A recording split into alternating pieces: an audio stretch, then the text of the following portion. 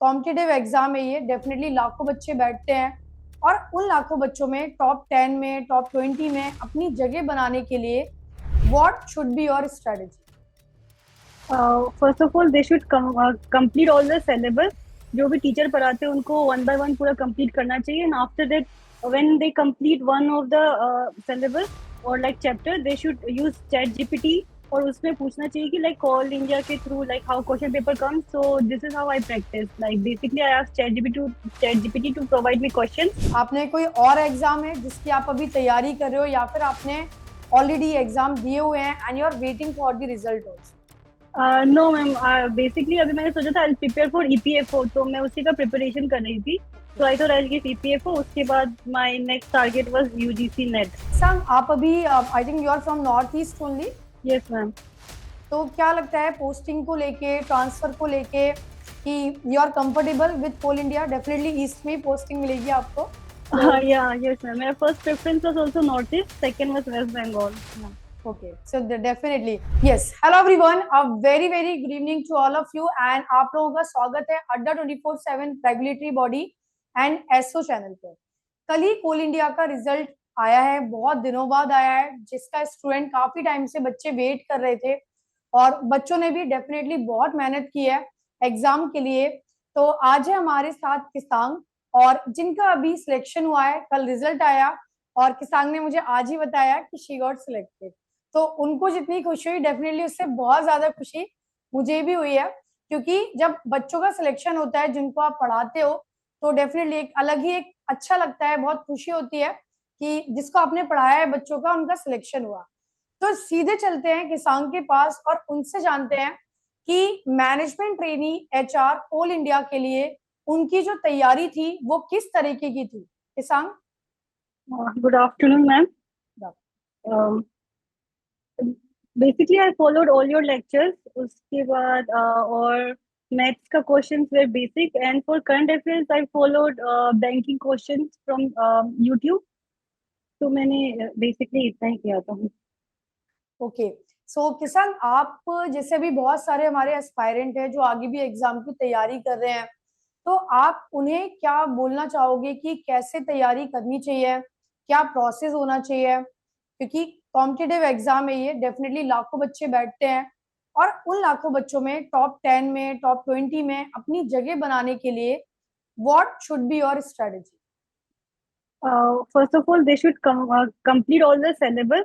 जो भी टीचर पढ़ाते हैं उनको वन बाय वन पूरा कंप्लीट करना चाहिए, and after that when they complete one of the syllabus और like chapter, they should use chat GPT. और उसमें पूछना चाहिए कि लाइक ऑल इंडिया के through like how question paper comes, so this is how I practice. Like basically I ask ChatGPT to provide me questions.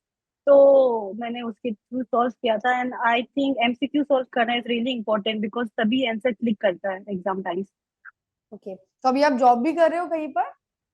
नहीं ma'am, okay, mostly अभी तक मैंने सोचा था try for UGC net because time खाली तो था। This will be your first job. या ओके, तो घर पे कैसा लग रहा है? पहली बार सैलरी आएगी और कैसा लग रहा है पेरेंट्स को जब आपका सिलेक्शन हुआ और आपने उनको बताया, शेयर किया न्यूज?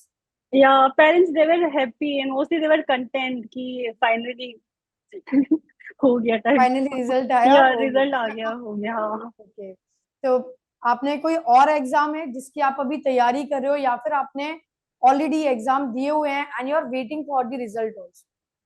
नो मैम, बेसिकली अभी मैंने सोचा था आई प्रिपेयर फॉर ईपीएफओ, तो मैं उसी का प्रिपरेशन कर रही थी। तो I thought I give EPFO, उसके बाद my next target was UGC NET. Okay, yes, yes ma'am. EPFO. तो ईपीएफओ के पेपर में और कोल इंडिया के पेपर में डेफिनेटली काफी much there is a difference, है ना? तो यस ईपीएफओ के लिए आप क्या क्या अभी आपने एडवांस स्टेज पे प्रिपरेशन होती है, तो आपने भी क्या कर रहे हो ईपीएफओ के लिए?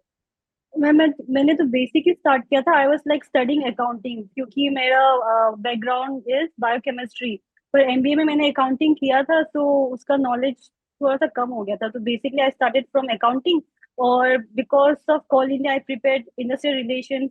तो वो ठीक था, करंट अफेयर्स भी वाज गोइंग फाइन, इंग्लिश भी प्रिपेयर्ड था। तो mostly I was focusing on statistics, उसके बाद computers and accounting. Okay, so Kisan, आप अभी I think you are from north east only, yes ma'am.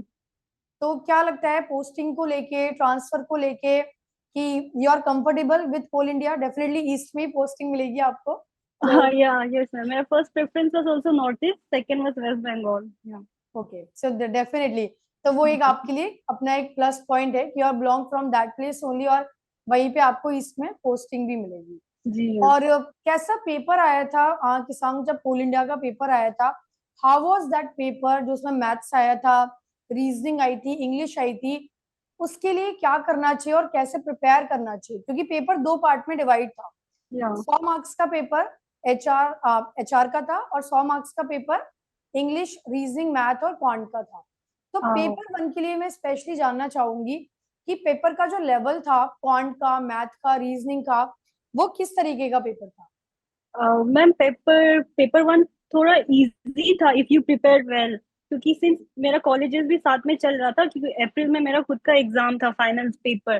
तो मैं इतना फोकस नहीं कर पाई, तो मेरा बेसिक फोकस था 100 मार्क्स फ्रॉम HR सेक्शन लाना, जो मैंने पूरा आपका नोट्स अच्छे से पढ़ा, उसके बाद वीडियो लेक्चर्स पूरा देखा अच्छे से।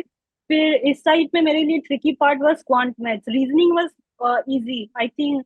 बेसिक रीजनिंग सभी लोग कर पाए थे। मैथ्स का वाला section quant for example, basic arithmetic वो मुझसे हो पाया था, but profit and loss percentage which I am weak at, तो वो मुझसे छूट गया था। And current affairs was also bit on tougher side, you have to study basically क्या क्या चल रहा है, कौन सा स्कीम गवर्नमेंट ने कहाँ पे किया है, and mostly they focus on ports. तो उन्होंने जितना सिलेबस दिया था उसी के अंदर फोकस उन्होंने क्वेश्चन दिया था, but I miss some of the part, तो मैंने सिलेबस इतना अच्छे से नहीं पढ़ा था। So students they should read syllabus wholly, और जो जो बोला है पोर्ट्स पढ़ने के लिए, तो they should study about ports तो यस, थोड़ली, तो वो होगा। और basically my marks got increase because of HR 100 marks जो सेक्शन था, उसने मुझे ज्यादा हेल्प किया। तो एचआर की प्रिपरेशन आपकी कैसी रही? HR की कोई तो tips? Ma'am it was all dependent on your lectures. आपने जितना लेक्चर्स दिया वो मैंने अच्छे से सुना, उसके नोट्स बनाया। उस चैट जीपीटी में मैंने फिर से पूछा कि what questions can come, Coal India की तरह थोड़ा सा मिक्स मैच में आप क्वेश्चन बना के दो। So it was all your notes, I didn't read anything from outside, it was all your material. That is like तो किसान 100% काफी श्योर। सारे जैसे स्टूडेंट एक मतलब मुझसे तो ये क्वेरी बहुत आती है कि क्या मैम हमें नोट्स अपने भी प्रिपेयर करने चाहिए? आप पढ़ा रहे हो ठीक है, तो ये मुझे आप बताना कि क्या नोट्स प्रिपेयर करना जरूरी है, और अगर हम नोट्स प्रिपेयर करते हो तो क्या हमें मदद मिलती है नोट्स प्रिपेयर करने के बाद?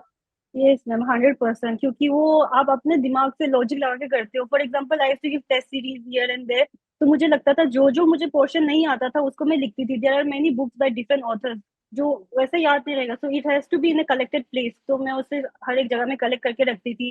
फॉर एग्जाम्पल इंडस्ट्रियल रिलेशंस में भी इतने सारे लॉज है, इट्स नॉट बिल्कुल। इजी। तो वो सिर्फ पढ़ने से नहीं होगा, you have to write it down important notes, तभी वो हो पाएगा। खुद का नोट्स बनाना I think last minute revision के लिए भी it's very important. Okay, so EPFO के लिए भी definitely you have to prepare the notes, है ना? एंड मैं तो ऑल द बेस्ट, मैं तो बल्कि यही बोलूंगी कि got selected for the EPFO. Definitely बहुत अच्छी पोजीशन है, और यूपीएससी लेवल का एग्जाम होता है, तो डेफिनेटली पोस्टिंग भी बहुत अच्छी होती है।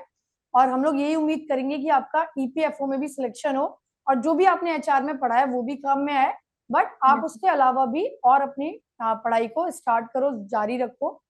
एंड किसान ये मुझे बताइएगा एक बार, HR is all about theory and retention, पूरा एक या याद करने वाला है इसमें, क्योंकि कोई ऐसा नहीं है कि आप मैथ्स है, आप क्वेश्चन सॉल्व करोगे राइट आंसर आ जाएगा।